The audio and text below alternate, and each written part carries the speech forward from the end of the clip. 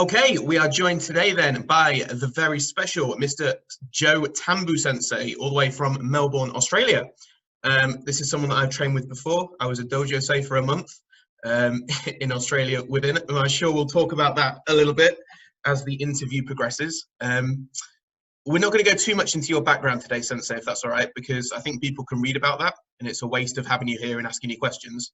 But if you could give me like a little bit of a, just a short bio, maybe to save me talking, go for it. Good evening, good morning, whatever it is to everyone. I have been doing Aikido since the age of 11, and I've always been influenced by the speed and agility of Shioda Gozo Kancho, and I think I perhaps model my Aikido after that. I'm also a very small person. Dan's about the only person I know who's shorter than me. I've also done security work and taught security personnel, law enforcement, etc., etc. I guess, yeah, like you, if you want to know more about me, just read about it. Exactly. Let's not dwell on that. Yeah, exactly. Cool. So you've had a really rich and varied history, I'd say, of the martial arts, and it's good.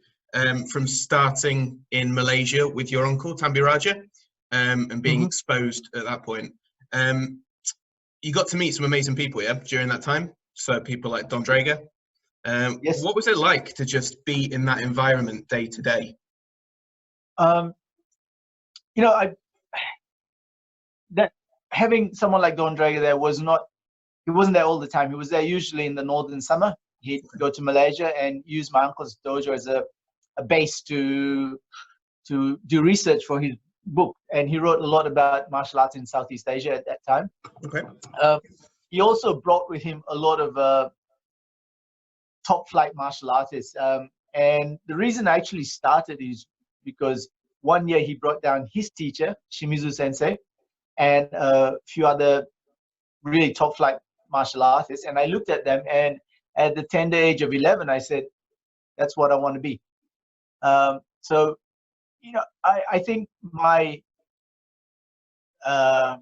my regret, I wasn't old enough to fully appreciate who and what Drager Sensei was. So I know snippets, I listened to certain things, but really, you know, as a kid, you want everything hard and fast, and you don't bother to take the time to listen as much as I should have. Yeah, perfect. Excellent. Okay, good. Obviously, you're now based in Australia, in Melbourne. What made the decision then to move from Malaysia to Australia? How did that come about? Well, more by accident than anything else. When I'd finished what was then O levels, my uncle and my father said to me, if you do well, we'll send you to Japan, which is what I always wanted to do. Okay. So I did well, much to my surprise. And my father said, I'm traveling this year, so maybe next year. And my uncle said, there's some problems in Japan, so maybe next year. And I thought, you know, there's another broken promise. I'm never going to go. Sure. I had a friend who was applying to come out to Australia to study. So I just went off to the Australian High Commission, got the papers, came back, got my dad to sign it. He looked at my mum, what's this for? And I said, I'm going to Australia. And he signed the papers. That was it. And done. Perfect. Okay, I think I read that you trained in Aikido when you were there because you couldn't find anything Yoshinkan kind of related. Yes. But it didn't suit you? No. In what way? No disrespect to Aikido, but I think we always compare what we do to the original. And for me, the original was what my uncle was teaching, which was early style Yoshinkan Aikido. It didn't have so many turns and twists as Aikido, and I don't want to put Aikido down, but I wasn't appreciative enough of the style, and I thought perhaps wrongly, but I thought it was too light, for want of a better word. Okay, yeah, perfect. Yeah, we'll get into that I think in a little bit, but just keeping then in terms of your history and your background. I'd say one of the most interesting parts of your career so far was your 5th Dan test in 1993. And I think Phil Ayres has already kind of taught you a little bit about this. But if you could just kind of go through what it was like being tested by Shioda Kancho for your 5th Dan, which is kind of the last test that most that most people do officially. You know, that test went for 16, 17 minutes. Yeah. And to this day, Shioda Sensei says it's one of the longest tests in Yoshinkan history. Mm. Okay, so really it's not long in that sense of the word, but the amount of scrutiny and pressure that's put on you when you can have you know, the teachers looking at you from this close, and if you flinch, you fail. So there was a lot of pressure there, and that pressure, you know, 2 moves into the test, you're already sweating. Sure. Yeah. From the immense pressure, and you know, you had to focus in spite of the pressure. You had to suck it up and just do it. And all of us did it back then, not just me. All of us did it, and you knew what to expect, but it was still really, really nerve-wracking. You know, people would do a couple of basic movements and they'd be like this already. Yeah. And part of the test is dealing with that that pressure cooker type situation. Sure. The adrenaline and Yep, and dealing with it, and if you make a mistake, getting over it and just moving past that mistake straight away. You kick yourself in the back of the head later. Okay, you said it lasted 16 minutes, yeah? And that was one of the longest in Yoshinkan Aikido. Yeah. For many other martial arts, comparatively, that's the blink of an eye. If you think of, I don't know, kickboxing, boxing, grading, karate, things like that, they can last for days sometimes in terms of grading, like 8-hour days, running through katas, sparring, forms, self-defense side, etc. What's your thoughts on that? Do you think the Yoshinkan testing process should be different? Do you think it's a good thing, a bad thing? Does it do what it should? Okay, what's the criteria of a test? Well, it's to see your progression from previous tests. Is it for the practitioner? Sorry? It's to see your progression. Okay, hold on. Who? Is it for the practitioner? Is it for the audience? Or is it for the teacher to see how good you are? The teacher and the participant, I'd say. Yeah, okay, and the teacher can see it. A good teacher can see it. They say, Kancho Sensei, you took Kamai and you did the first basic movement. He pretty much decided what level you should be. Yeah. So I think if we look at that, firstly, then for me, it's about the teacher. You're there to prove yourself to the teacher, right? Now, in Kyokushin Karate, and they don't come any harder than that, they say if you want to do a test of a high or a dan test, you have to practice 4 or 6 months before. Yeah. In Yoshinkan Aikido, they say if you have to practice more than 2 weeks before a test, you're no good. You're not ready. Now, people look at that as opposing. I see them as the same. If you want to practice, you have to practice 4 to 6 months. And then if in the last 2 weeks it's not good enough to finesse, you're not ready. And in Yoshinkan Aikido, the test, honestly, is in the training, as you all know. Yeah, definitely. Yeah. And you know, I don't miss testing. That was my last test in '93. I don't miss testing, but I do miss the preparation for a test. I do miss that focus, being pushed, and you know, I really do miss that. Yeah. Do you think you need the testing then still? Do you think it's right that at 5th Dan you no longer test, or do you think you should continue testing throughout, even as you reach the higher grades? Okay, now as you know, I'm no longer with the Yoshinkan. Yeah. I have my own group, and everyone's different. Now, for me, up until 5th Dan, or in the Shudokan, up until 5th Dan, it's what the art's done for you, hence the testing. To see your progression, see where the art's taken you as a person. Sure. And after 5th Dan, it's what you've done for the art, i.e., what's your contribution been? Have you helped promote the art? Have you helped promote other people? Have you taught people? So I think there's a transition from 5th Dan onwards. Sure. What you've done. So my teachers look at me and they say, okay, you know, let's see what Joe's done. He's produced X number of 4th dans, 5th dans, whatever. Okay, fine. Time for him to get his next downgrade. Okay. It's not about me anymore. It's about what I can do for the art. Perfect. Does that make sense? Yeah, that makes sense. Yeah, definitely.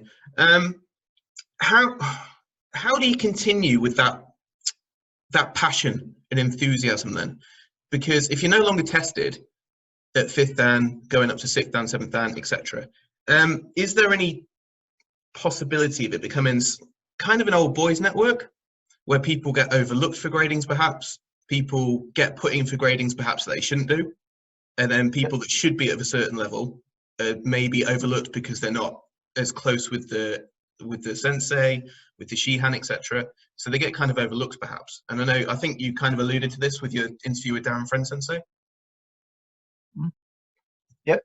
So what's your thoughts on that? And if people do get overlooked, and is it right? Should we stop it? Is it just part of life? Is it a thing? I think I agree with everything you said. Everything. Okay. But I don't think martial arts has come up with a better solution. So as flawed as it is, I think it's a good system. I spoke to one of my teachers once, and he has his own organization now. Oh, we got the same beard. Cheers. So, and I asked him about in his organization what the criteria was for a sixth dan, and he said that when the time was right, he would decide if someone gets a sixth dan.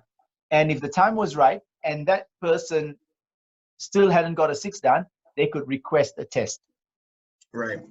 Okay. So there's ways around it. There's alternatives. I think in most martial arts systems, you either test or you have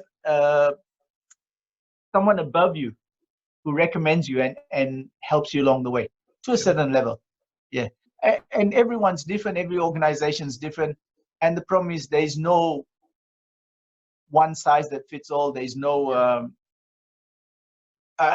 then the best of us were taught good martial arts. Yeah. The best of us. Very few of us were taught how to teach. Yeah. None of us were taught how to run a dojo or run an organization. Yeah. So it's trial and error, and you have to find what works for you. And if you can't, you shouldn't be that high up in an organization. True. Yeah. Now I won't do what works for someone else. I will use what other people have done and make it work for me. And I will be happy to change my mind at some point in time. But I always do it in consultation with the seniors in my organization, but also with friends like Darren Friend Sensei, John Marshall Sensei, Robert Master Sensei. I discuss it with them. We're not in the same organization, but we bounce ideas off each other. Then I figure out what's best for me. Yeah. If you're not willing to put your hand up, then if you can't handle the heat in the kitchen, get out the kitchen. Sure. Yeah. You said then that you've now left the Yoshinkan and you've formed your own association of the Shudokan. Yep. When did that happen and why? Okay. So in 2007, 2008, there was an upheaval in the Yoshinkan world. I don't know if you want me to mention names. Go for it. And okay, all right. Shioda Yasuhisa came into the dojo, decided to take over. He had the power. That was Kancho Sensei's son. Yeah. Yep. He had the part of the board behind him, board of directors, and then he proceeded to push Chida Sensei and Inoue Sensei out, and they were my teachers. Sure.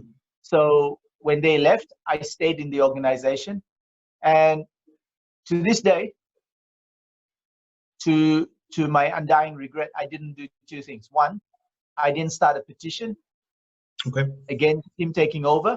Might have not done anything, but I should have. And two, I should have left straight away. I should have followed my teacher straight away. So after 2 years, I stayed in there. After 2 years, I decided it's not for me. That man didn't have any of my respect whatsoever. He was not my teacher. Mm-hmm. So I left and I went under Inoue Sensei.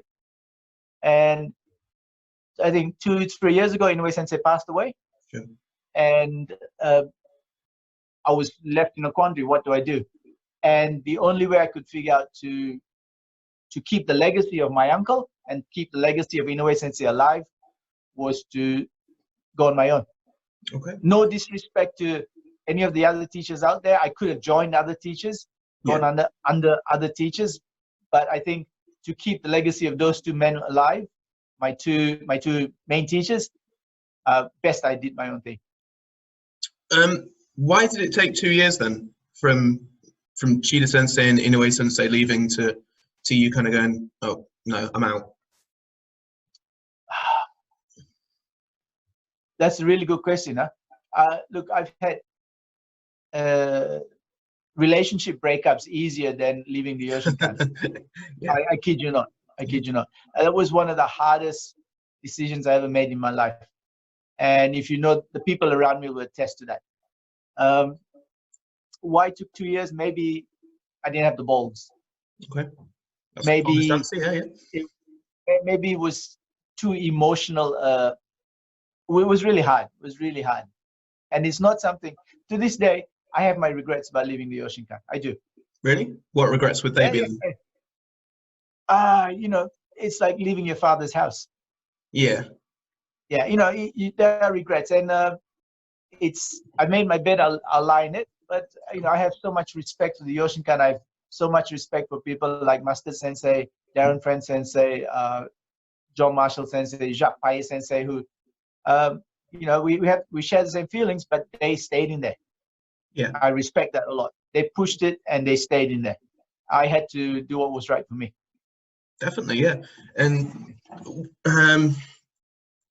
you've mentioned those great teachers, those great names, Paye Sensei, Rob Mustard Sensei, who obviously you're very friendly with, and you do seminars together. They're all still part of the Yoshinkan. Pardon? I hate the prick. Okay, well, you'll teach together, but that's the limit. Yeah. So obviously they're still in the Yoshinkan. You've moved to the Shudokan now, or established the Shudokan, which is your own organization. But how do you ensure that you're keeping the consistency and the quality as your organization gets bigger? Because now you've got dojos in UK, Poland, Australia, obviously, other places around the world. And keeping that consistency must be difficult, or it starts to get difficult. Yeah, as organizations get bigger, quality tends to sometimes go down and diminish just because it filters, yeah, and it trickles. So how do you do it then? Communication, I would say, is crucial. I don't know. That's why I don't run an organization, and I don't think I would want to run an organization just for that reason. For me, it's the bigger something gets, the more it's filtered. Even, and you know, look, bigger is not always better for a start, right? Sure. And when I first started traveling and teaching in Europe a lot, I had a lot of requests of people wanting to come under me. I was still in the Yoshinkan. We were like a family within the Yoshinkan, the Shudokan was. Yeah. And I sought advice from someone I respect a lot, Obata Sensei. Mm-hmm. And I said, I asked him how you keep the level in his organization. And he said to me, you have 3 or 5 year plans for everyone. You figure out where this instructor should be in 3 or 5 years, you work towards that. This instructor, 3 or 5 years, where do you want him? So you have to have a connection with everyone of a certain level. Sure. And you know, for me, it's quite easy because I do not have hundreds of students or thousands of students everywhere. I don't. In Poland, I've got 1 student, Pavel Feliciak. Right. Okay. He has his dojos. He has people under him. In the UK, I've got a couple of students, Sarah Cullen, Danny Feliciak, Tarashi Narita, Jack Sharp. Yeah. They have their students. So I don't concern myself with their students. I concern with where I want to see them in 3 or 5 years. The same in Malaysia, in Indonesia. So I'm not involved with trying to raise the level of everyone, just the level of my students. They in turn are responsible for their students. And then it rolls, yeah. In the world then, there's a handful of teachers that I go to, or not even a handful, sorry, of teachers that I go to for strong functional Aikido. You're one of them, and Mustard Sensei is one of them. What are your thoughts on the functionality of Aikido today? Because it gets a lot of shit, and it pisses me off because there's a lot of crap out there as well. What do you mean by functionality? In terms of well, this is a different question as well, isn't it? One, in terms of the most easy way of saying it, functionality in terms of self-defense, functionality in terms of dynamics and dynamicism. Is that a word? Yep. So yeah, those two are the ones that I would. Functionality means to me it's dynamic and it works in terms of a self-defense system. If you're purporting to teach a martial art and a self-defense system, or you're saying on your marketing we teach self-defense, you should be teaching self-defense. And this is my issue quite a lot with Aikido that I've seen. Not all, but a lot. Okay, so Master Sensei and I are quite different in how you describe functionality. We're quite different. I mean, I think he's, what I think of him, what I think of his Aikido, so there's no issue there. Yeah. But in terms of how we teach and our objectives, it's quite different. So I guess that question is very, very open, very wide. Yeah, and put it this way, right? Do you teach knife defenses? I don't know. Okay. Do you know a lot of people who teach knife defenses? A few, yeah. How many people been attacked by a knife? Very few. Very few. And yet we teach knife defenses. Yeah. I know people who teach defenses against machetes and axes, and that's fine. That's fine. It's part of the art. But how many of your people have been attacked? The people you've taught. How many of the people I've taught have actually been attacked? So sometimes I've had 3 knives and a gun pulled on me over the years. Yeah. Right. And I'm here to talk about it. So it's a big question. A lot of people do Aikido because they want to do something physical. Yeah. They want the discipline. They want to be able to maybe hold themselves up, hold themselves high. They'll walk away from a fight before they'll lift their arm. Right? Then there's other people. Okay, I had to answer that question myself. So, and I'm the kind of person, if you bump into me, I'd say sorry and I'll walk away. Sure. So I put myself on the door of a club where I couldn't walk away. And I'm 57 kilos. I'm 155, 56 centimeters. I don't know what that is in inches or pounds, but it's not big. 6, something like that, yeah. And look at the color. Working in Australia wasn't easy, working on the doors. Sure. You copped a lot of shit. Yeah. And for me, the Aikido worked. But not many people's perception of Aikido. Most people's perception of Aikido is twisting someone's wrist like this or doing a perfect throw. No. You know me, there's no bags in my dojo, there's no mitts, there's nothing. Yeah. And yet, I've dropped people with a palm strike to the face. Where's that power come from? Maybe anger, maybe the use of the hips, maybe all of it put together. Yeah. I had an instructor here who did security as well, and I saw him. There was a fight. He came flying through a doorway, and he did an irimiski and put the guy's body straight through the wall. And that guy was a big boy, but he launched himself. He put his whole body into it. Is that Aikido? You be the judge. Okay. Another time, same guy. He went to do a nikazo on someone, grabbed the guy's hand, and he said afterwards, as soon as I grabbed his hand, he knew I couldn't do it. So he got it there, and then he headbutted the nikazo and dropped the guy. Yeah. Okay. That's use of your body. And that's, but it's not just the technique and the dynamics. It's having the fortitude and the knowledge and the awareness to use it at the right time. I've pinned someone on the ground and waited 45 minutes for the coppers to come. Yeah. Okay. 45 minutes. Now I'm not going to pin that guy unless I know my back was secure, and I'm not going to kneel on someone's shoulder for 45 minutes unless I was sure of my surroundings. Sure. So it's picking that right time, the right place, and your awareness tells you that. You've been in the situation before, you know that. You know, you can have the best technique, but if you don't have the right common sense, the right awareness, put it into place at the right time, it's not good. Can that be taught? And then sometimes, at other times, sorry? Can that be taught? The awareness, the situational, Yes, in the it training can be teach taught. you that? But, I think the training helped me pick it up faster. Okay. I had a good person that showed me the ropes when I first started working.